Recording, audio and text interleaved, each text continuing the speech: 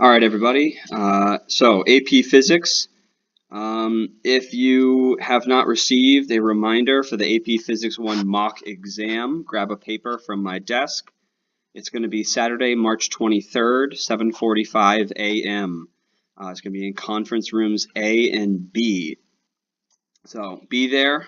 We're going to make this as mandatory as humanly possible. If you absolutely cannot make it, if you can't take off work, email me and we'll set something up. Otherwise, I need you to be there. It's the absolute best thing that you can do to be ready for the real exam. All right. So let's get into rotation. We just finished up kinematics, so linear kinematics, and you should have already seen the video on the solutions to the kinematics problems. So what we're going to do right now is we're going to move into angular rotation kinematics, so kinematics in a rotating frame of reference. And we're going to find that it is very similar to linear, so if you can do linear, you can do angular. All right. So we're going to understand the concept of a radian as an angle measurement. We're going to be able to represent points as radial coordinates, and then we're going to introduce rotational kinematics, angular velocity, angular acceleration. Please ask to pause this video whenever you need time to copy notes down or you want to solve one of the problems or anything like that. Okay. So the general idea is that for every linear kinematic quantity, meaning displacement, velocity, and acceleration, there is a corresponding rotational quantity. But before we can get to those, we have to identify what units we're going to work in. We're going to work in radians, okay? So if you've learned about radians in another class before, that's awesome. I'm going to go over the important points of using it in physics right now. So a radian, one radian is the angle measurement. So a radian is a measurement of an angle. So it's different from degrees, but it's a angle measurement where the arc length along the circumference is equal to the radius of the circle, okay? So what that means is take this radius here, okay? Radius here. When you pick that radius up and kind of lay it across the circumference of the circle, like right here, when that arc length and the radius are the same, the angle that you have created, we have defined as 1 radian. Okay, it's just we define the radian in terms of a portion of the circumference that is equal to the radius. Okay, so a radian is defined in that way. If you're trying to find any angle in radians, it's a ratio between the arc length s and the radius r. So any angle in radians, okay, you would just take the arc length, divide it by the radius, and you would end up with the angle in radians. They are unitless. Since it is a ratio, a radian is just a radian. So for degrees, there's the unit of degrees, but a radian is unitless. So if you travel 2 centimeters around the circumference of a circle with a radius 1 centimeter, how many radians have you moved? If you want to pause the video to solve this, then resume, go ahead and do that. Okay, if you paused and solved, great, let's check our answers. So if the change in the radian angle theta is equal to the arc length s over the radius r, then our arc length has been established as 2 centimeters. Our radius is 1, not meters, centimeters. Our radius is 1 centimeter, so we have therefore moved 2 radians. So if we're going to go from radians to degrees, which is a useful thing to be able to do, there are 360 degrees within a circle, okay? If theta in radians is arc length s over r, and we know that the total arc length is the circumference, okay? So that means if we have a circle, all right, better circle. That's trash, but okay. when you're calculating circumference, the circumference C, we know the definition is 2 pi times the radius. So if you travel all the way around the circle, your arc length is the circumference. And if you're trying to find that angle in radians, you take the circumference, divide by radius, okay, because that's the formula. Whoops. And radius cancels with radius, so you're left with just 2 pi radians. So there are 2 pi radians in a circle. As a side note, this is one way that pi can actually be calculated. And this is one thing that researchers do to actually try to get the most accurate calculation of pi that we can. You measure the radius and circumference of a circle as accurately as humanly possible, and then you find the ratio of the two to give you 2 pi. And then so divide by 2, obviously you get pi. This is ongoing research. There are very interesting ways to do this. One of the challenges is actually getting a perfect circle, but there are ways to do that as well. So, if we're going to do this, what is 360 degrees in radians? If you want to, I'm sorry, not 360 degrees, 60 degrees. What is 60 degrees in radians? So go ahead and pause the video if you want to figure that out, and then come back to it. Okay, so hopefully you've tried to figure that out. If we're going to do this, we're going to need, basically, we're going to set up a ratio. So if there are 360 total degrees, and we have 60 degrees out of that circle, that equals something over 2 pi radians. So that's our unknown. So what we would do is cross multiply and divide. So if we're finding a ratio, we always cross multiply and divide. So 60 times 2, oh, where's my pi button? 2 pi equals 300, so 60 times 2 pi equals 376.99. Then divide by 360, and you end up with 1.047 radians. So there's your answer. All right, here is a standard chart that will tell you the angles in degrees and radians. Okay, so they're all in terms of pi. So if you, obviously, if you break up the circle into 1/2 or a quarter or an eighth, you're going to get some nice even fraction multiplied by pi. So if we have a total of 2 pi all the way around, we go an eighth of the way, that ends up being a quarter times pi. All right. If all the way around is pi radians, then 90 degrees, this much, is going to be pi over 2 radians. So this is often a very handy chart to memorize. I'm not going to ask you to do that. Now, if we're looking at the AP Physics formula sheet, which I have somewhere, does this give you any sort of radian information? It does not. It gives you values of trig functions for common angles, but it doesn't give you a radian reference guide. So this might be something useful to memorize. Do it at your leisure. So here's a question for you. What is the area of a 3 pi over 4 segment of a circle with a radius 3 centimeters? Okay, what is the area of a 3 pi over 4 segment of a circle with radius 3 centimeters? Go ahead and pause if you want to solve, and then resume when you're done. Okay, I'm going to assume that you have done what you want to do as far as pausing, solving, etc. And let's go through this. So let's draw our circle, and let's figure out what this is. So if we have a circle,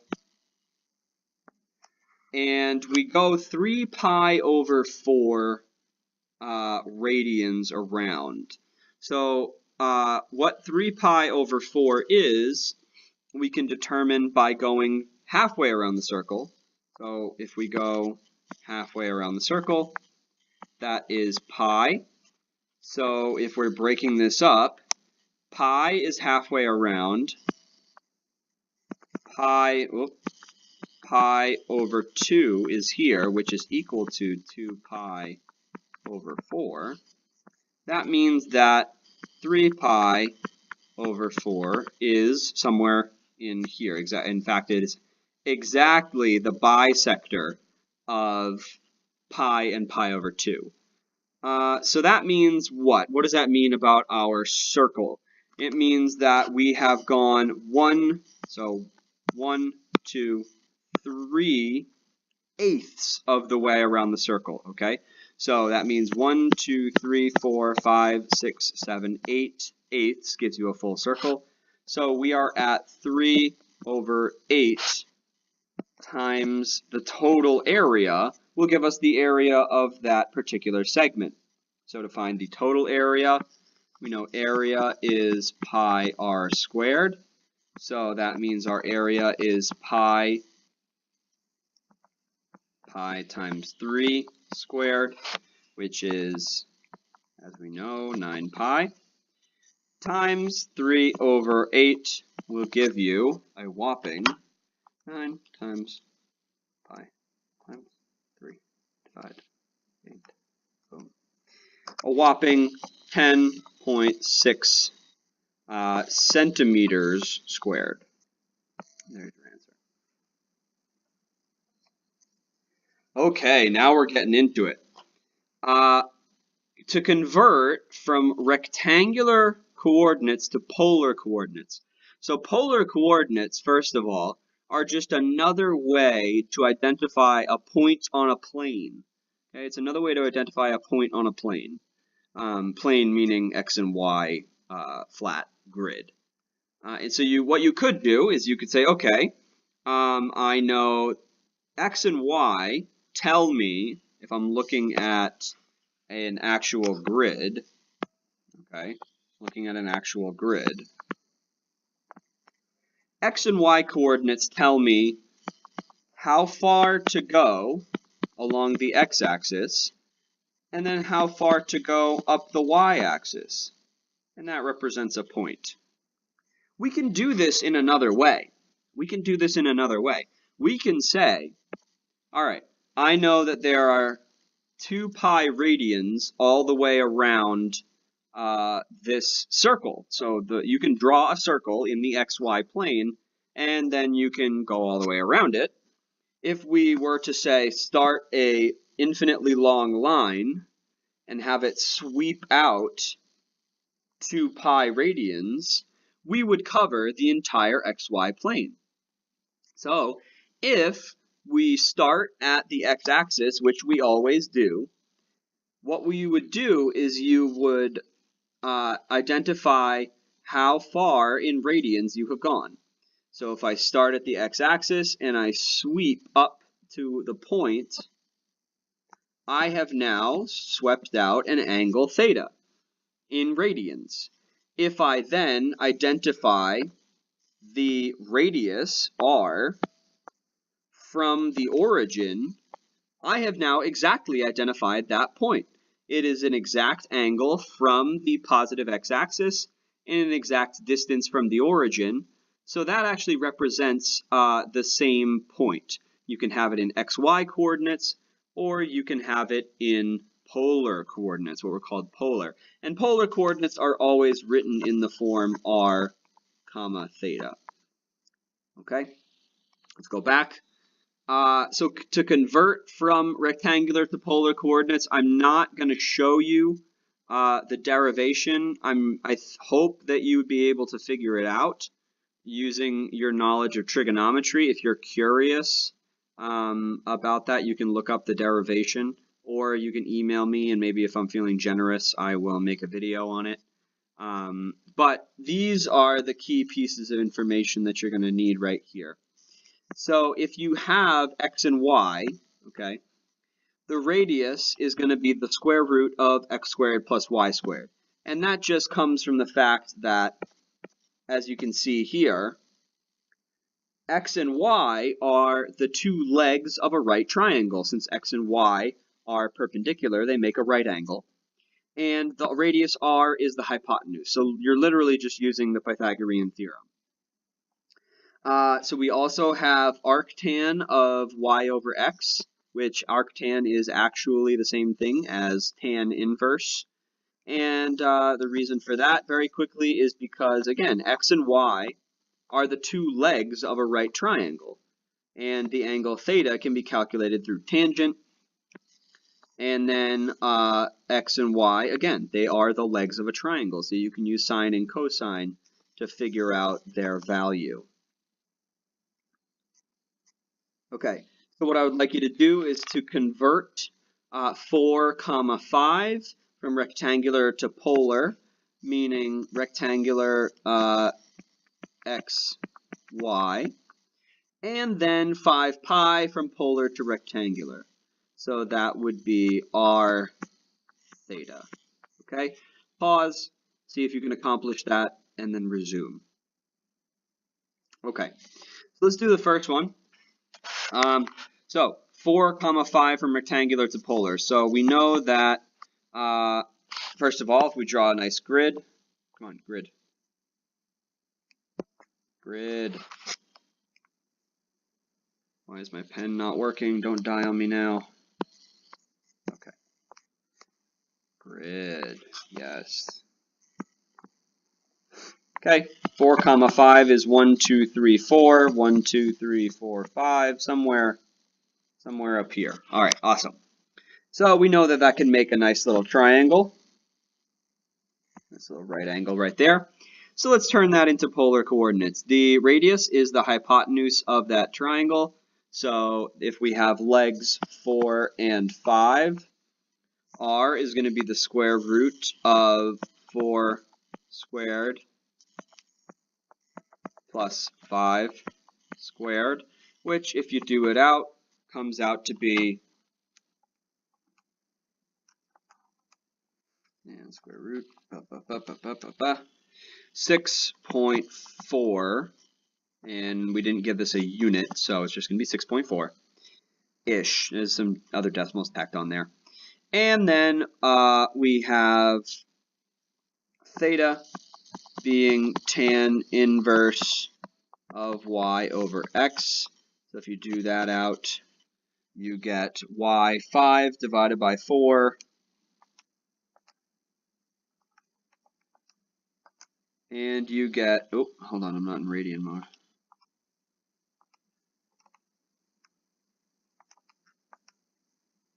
You get 0.8, it's 0.896, I'll just call it that, 0.896 radians. Okay. Let's just sanity check if this makes sense. So we know that 90 degrees is pi over 2. Pi over 2 is 1.57. So if this is 1.57 radians, then 0.896 radians is less than that, so we're at least in the right range. So sanity check has passed. Okay. The next thing, 5 pi from polar to rectangular. Okay, let's do that. 5 pi from polar to rectangular. So 5 pi, it means that we're going to go out 1, 2, 3, 4, 5, a radius of 5, and then sweep out an angle of pi. So there we are. So that's actually, we literally don't even need the formulas. We can just look at the graph and say, okay, that happens to have an x value of -5 and a y value of 0. Done. All right, finding angle relative to 0. This is something that I mentioned in passing, but I just want to solidify it in your brain slots. We always start our angle in radians at the positive x-axis. that means that if this is our grid, any angle is going to start from this line and then sweep in one direction or another. And ideally, we remember that counterclockwise is positive, clockwise is negative. So it works the same way now as it did during the torque unit. Excuse me. All right, I would like you to now pause and do the rectangular to polar worksheet. I have provided some information for you on that worksheet. So get that done. When everyone is finished, you can resume the video. Okay, I'm going to assume that we have finished the rectangular to polar worksheet, and we're going to move on to the next topic. Okay, so we're going to now start talking about kinematics in the rotational plane, and the first thing we need to know is angular position. So just like we have linear position, which is just physically where you are, we now have angular position, which is also just where you happen to be, but it's in reference to any particular circle or rotating object. So we're going to use theta, the Greek letter, and we're always going to use our radians to denote where we are in our circle. Positive and negative angles I already covered. All right, if a merry-go-round makes 3/4 of a revolution, what is its angular displacement in radians? So if you want to pause this, try to solve, and then come back to it, be my guest. I'm going to assume that you have accomplished your task. So let's go ahead and get a visual here. Here's our circle. Ooh, I'm getting better at this. Nice. All right, here is, just kidding. Here is the radius. Starting from the center of the circle, so we always sweep out our angle from here. If we make 3/4 of a revolution, we have gone 1/4, 2/4, 3/4. We are now here, and denote that in red. Okay, so we've covered that area. Its angular displacement, let's say we were here at an angle of 0 radians. To travel up to this point, we should know or be able to figure out that we have traveled an angle of pi over 2 radians. Here we have an angle of pi radians, which means that finally this must be an angle of 3 pi over 2 radians. I hope you can read that, but it says 3 pi over 2. Okay, so if you got 3 pi over 2, you're succeeding in life. Okay, the next thing is every linear quantity that we learned about is going to have a rotational analog, and velocity is no exception. What we have here is something called angular velocity, and it's literally how fast, what is the speed of rotation. So of a rotating object, it is, well, first of all, we're going to use omega, the Greek letter omega, and that's going to tell you the radians per second. Radians per second, so angular displacement per second, okay, which we can see right here in our formula. Angular displacement is right here, delta theta, over delta t, okay? It's displacement over time. It's the same exact thing, displacement over time, all right? So this merry-go-round completes its 3/4 rotation in 20 seconds. What is its angular velocity? Go ahead and pause if you want and solve, and then come back.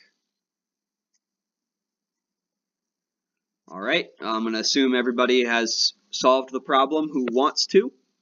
So let's do it. We know that our angular displacement, delta theta, was 3 pi over 2 radians. So delta theta over delta t is 3 pi over 2 over 20 seconds. So if we do that out, we get 3 pi over 40 radians per second. 3 pi over 40 radians per second. If you did that, awesome. Proud of you.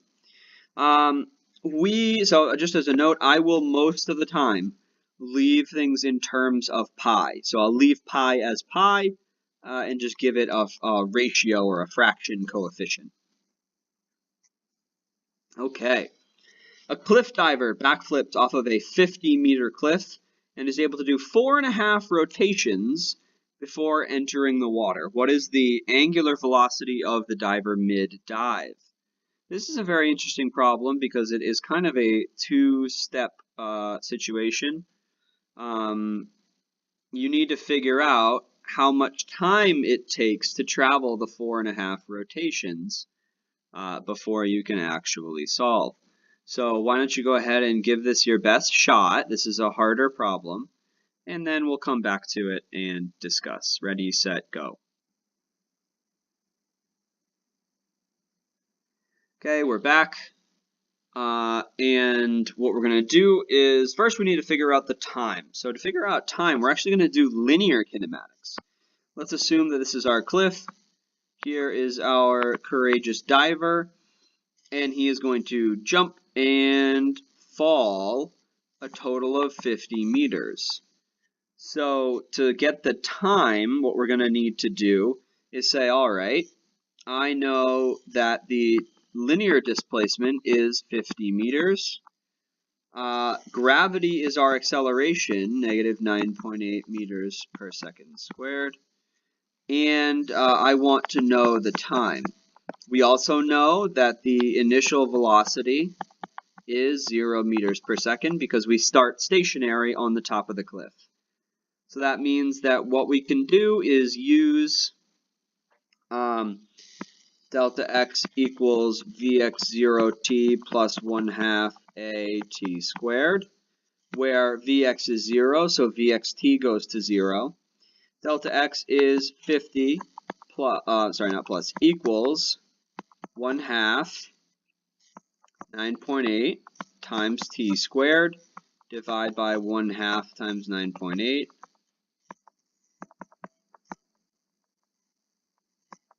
And we end up with t squared equals, hold on,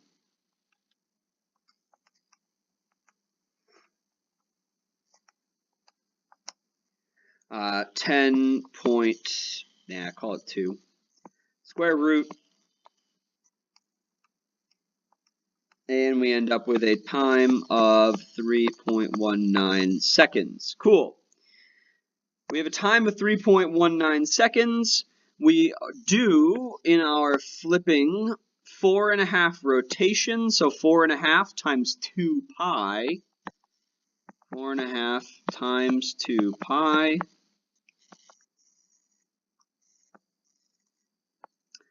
It will give you a total of,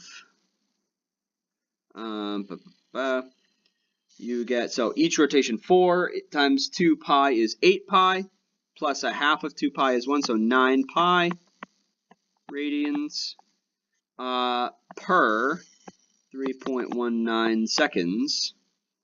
So that is going to be 9 divided by 3.19. So 2.82 pi radians per second is your answer. Okay. This is a more challenging problem. I would like you to give it your best shot. A frisbee is thrown at 5 meters per second and spins 20 times before it is caught. That's supposed to say times right there. I hope you can see it. If it travels d meters, okay, I'm leaving it in terms of d. What is its angular velocity, omega? Okay, that's it. I know that looks like a W. It's supposed to be an omega. Omega. Call that. Nope, nope.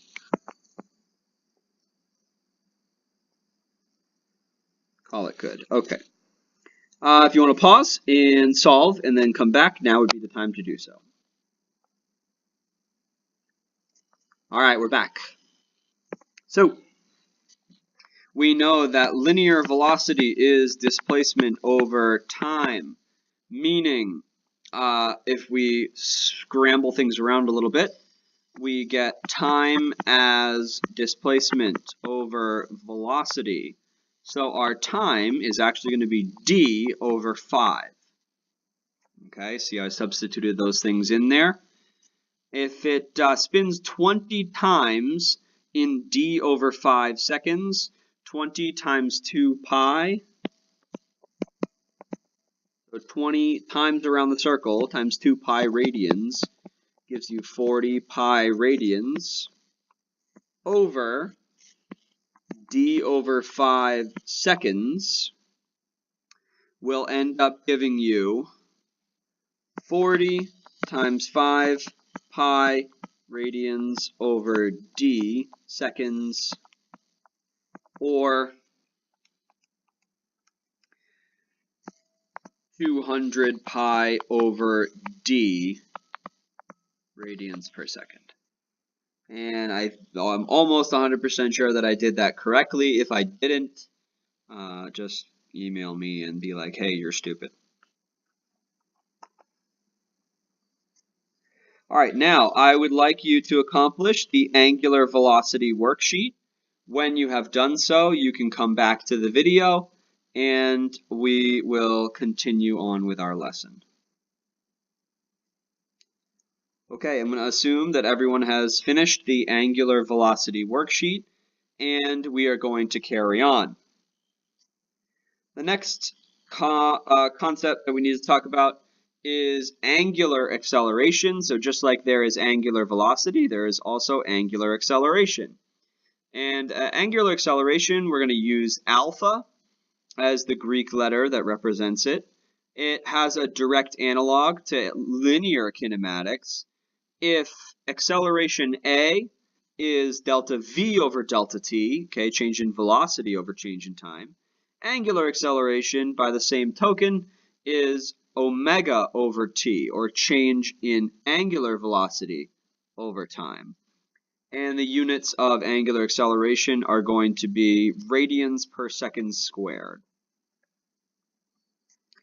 So, if the merry-go-round accelerates from rest to 3 pi over 40 radians per second in 2 seconds, what is its angular acceleration? Pause and solve, please. Okay, you should be done. So, what do we have? We have an initial angular acceleration, angular velocity of 0 radians per second, a final angular velocity of 3 pi over 40 radians per second, and a time of 2 seconds. So alpha is delta omega over delta t.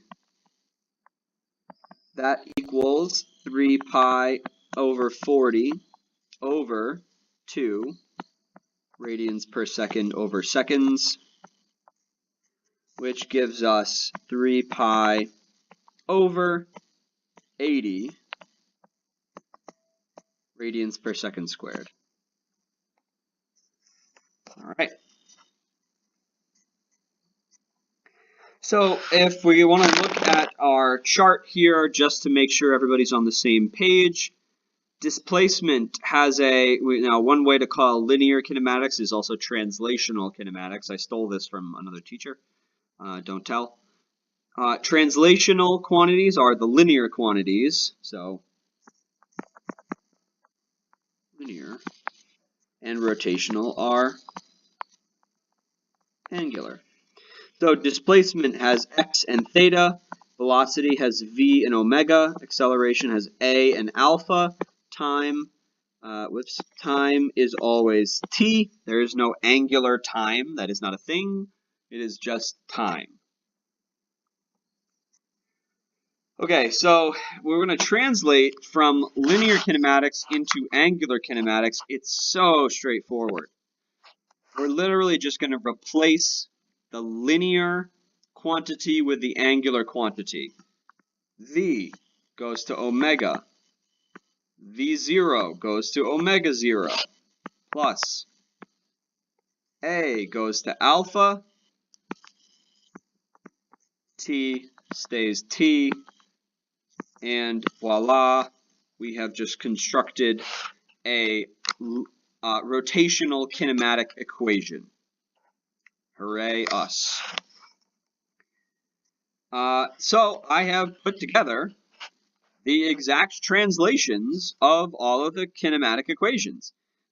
You can literally see, if you look right across the row, that I have literally just replaced the linear kinematic quantity with the angular kinematic quantity. That's it. That's all you need to do. If you know how to use the linear equations, you know how to use the angular equations. It is straightforward as can be. Okay, if you want to pause and copy these down, that's fine. I would also look at your AP formula sheet. They're about halfway down, but there's two angular kinematic equations that you will see. There's the theta equals theta 0 plus omega 0 t plus 1/2 alpha t squared, and then omega equals omega 0 plus alpha t. Those are the ones that are actually on your formula sheet. Okay, using rotational kinematics. A grinding wheel initially at rest is rotated with constant angular acceleration alpha equals 5 radians per second squared for 8 seconds. The wheel is then brought to rest with a uniform negative acceleration in 10 revolutions. Determine the negative angular acceleration required and the time needed to bring the wheel to rest. Okay, let's see what we can do with this. So if we're going to determine the angular acceleration to bring it to rest, we need to know what angular velocity it's starting with. So we can figure that out by calculating from alpha the final angular velocity. So omega equals omega 0 plus alpha t. Omega equals 0 starting at rest plus 5 times 8, okay, alpha and t. Omega equals 40 radians per second. So that means that this is going to turn into our new omega 0 for the slowing down part. And the final is going to be 0. The angular displacement is interesting in that we need to look at the revolution. So 10 revolutions is 10 times 2 pi radians, meaning 20 pi radians for angular displacement. Now we need to determine the negative angular acceleration required to accomplish this. So time is not provided for the slowing down portion, and we are asked to find alpha as well.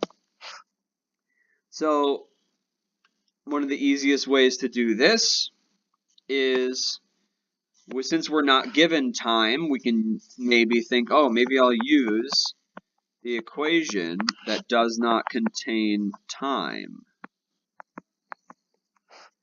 Okay, well actually that's supposed to be, I'm going to write it this way, theta minus theta 0, which of course we know is delta theta, okay? So omega is 0 squared equals 40 squared plus 2 alpha times 20 pi. And if we go ahead and continue solving this, we get 0 equals 1600 plus 40 pi alpha.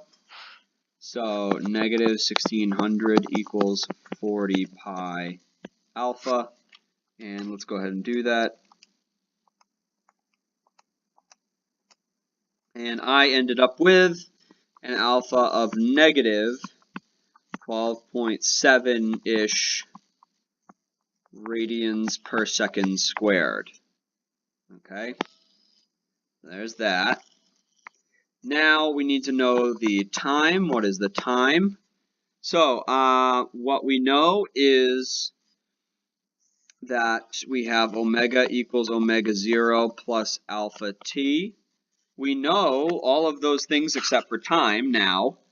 So omega is 20 pi equals omega, omega equals 0 equals 20 pi plus negative 12.7 times t.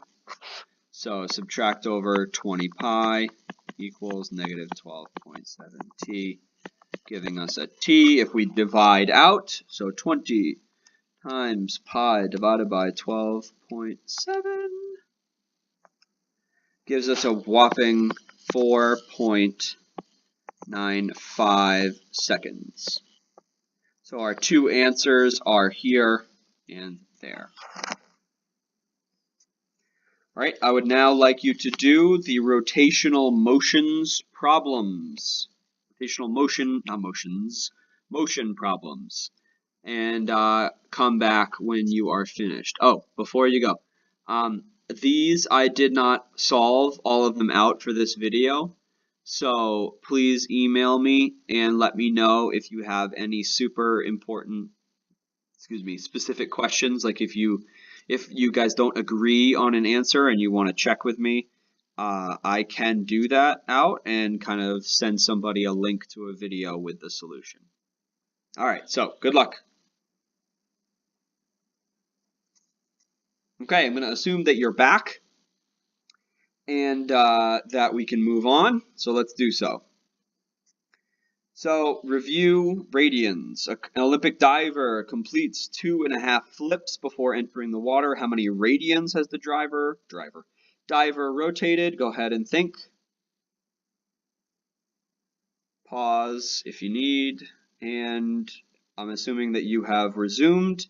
The correct answer is D, 5 pi over, oh, I'm sorry, no it's not, that's a lie. It's 5 pi. 5 pi radians, so 2 pi times 2 is 4 pi radians, and then another radian gives you 5 radians, so 5 pi radians. Okay, polar coordinates, convert the point to 3 pi over 4 from polar coordinates to rectangular coordinates. Ready, set, go.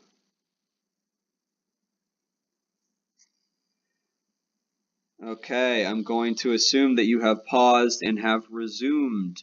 So, let's do this out. We know that, let's see, we have, if here is our circle, we have gone 1 pi over 4, 2 pi over 4, 3 pi over 4, so we're somewhere around here with a radius of 2. So we need to do r equals the square root of 2 squared plus 3 pi over 4 squared. No, what am I doing?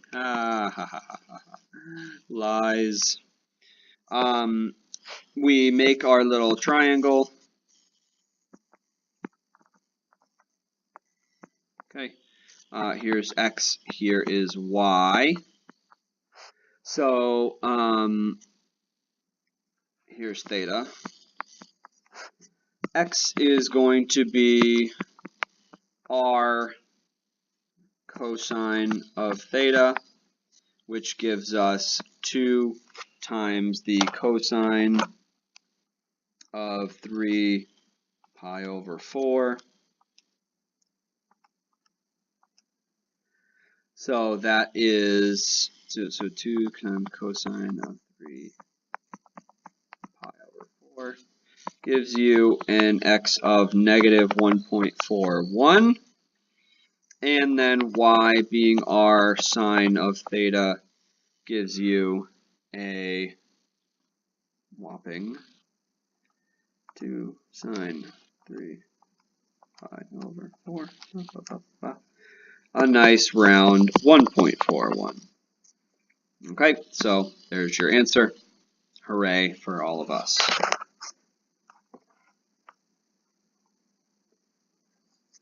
Okay, angular displacement review.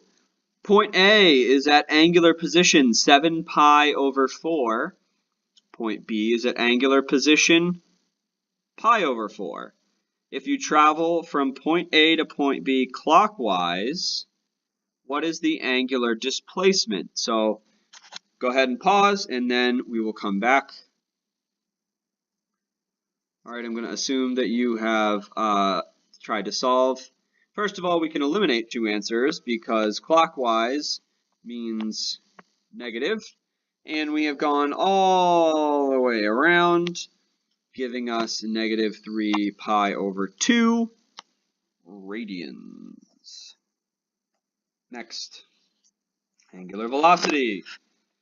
A barrel rolling down a slope takes 30 seconds to complete 60 rotations. What is its angular velocity in radians per second?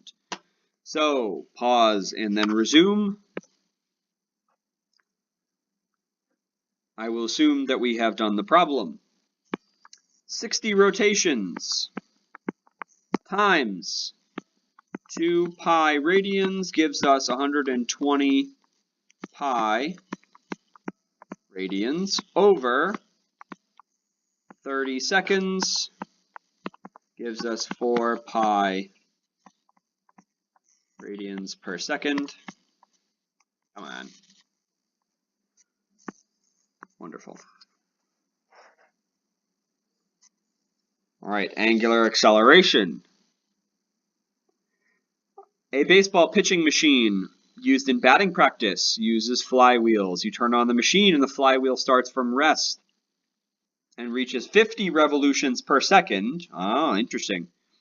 In 5 seconds, what is the angular acceleration of the flywheel in radians per second squared? So 50, first of all, 50 revolutions per second times 2 pi radians equals 100 pi radians per second over a time of 5 seconds gives us 20 pi radians per second squared. Awesome. Okay, angular kinematics review. That flywheel is brought from 50 revolutions a second to 80 revolutions per second in 3 seconds. How far did the flywheel travel in that time? Go ahead and solve and come back. Okay, so let's go ahead and do this. Our omega 0 is 100 pi radians per second, and our omega final is 80 revolutions times 2 pi, giving us 160 pi, radians per second. So we have done a delta omega of 60 pi radians per second over a time of 3 seconds, giving us 20 pi radians per second squared.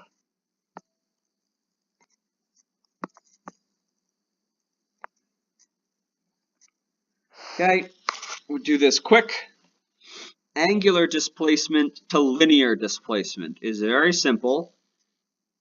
If you multiply your angular displacement theta by the radius of the circle, you will get the linear distance that you have traveled along the arc.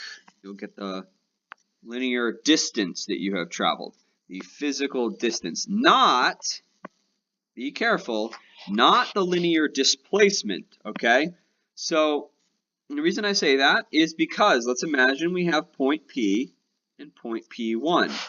The linear displacement is the shortest straight line path, between those 2 points, okay? It is not the arc length, which I'm going to do in red.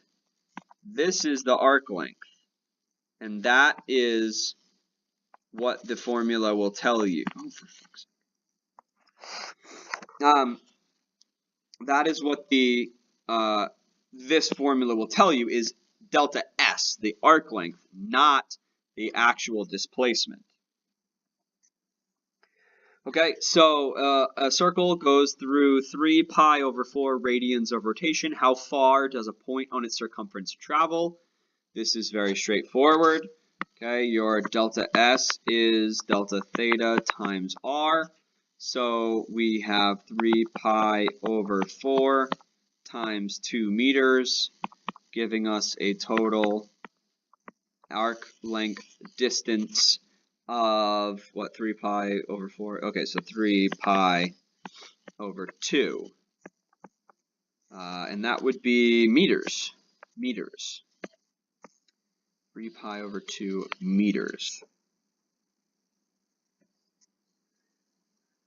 Now there's a practice for you. So go ahead and pause and do this problem and then come back to it. All right. I'm going to assume that you have paused on the problem and resumed. If a point is 1.5 meters from the center of a circle and starts at angular position theta equals pi over 4, it ends up at 7 pi over 8 after moving counterclockwise. What is the distance that the point has traveled? Okay. So first we need the angular displacement, and that is going to be the final angular position, 7 pi over 8, minus the original position, pi over 4, which is 2 pi over 8. So we have traveled 5 pi over 8 radians. And our radius is 1.5 meters times 5 pi over 8 radians gives us a arc length distance of 1.5. Okay, hold on.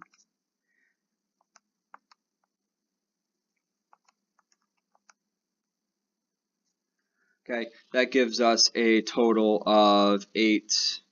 So 1.55, yeah, no, never mind. I'm just going to give you the decimal.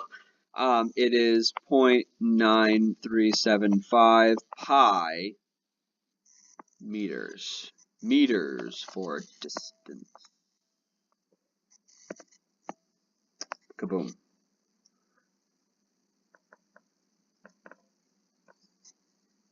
Okay, and we'll go angular displacement to linear again. This is a challenging problem.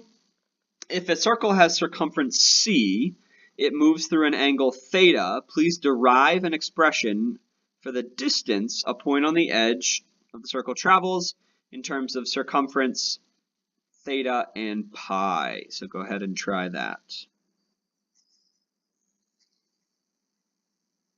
Okay, so if the circumference is c, we know that c, oh, he's black here. C circumference is 2 pi r, meaning the radius is c over 2 pi.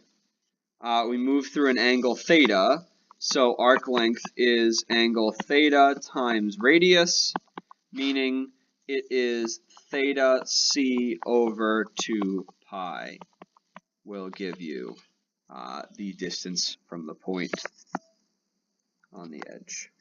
All right. Okay, I think I'm going to stop now.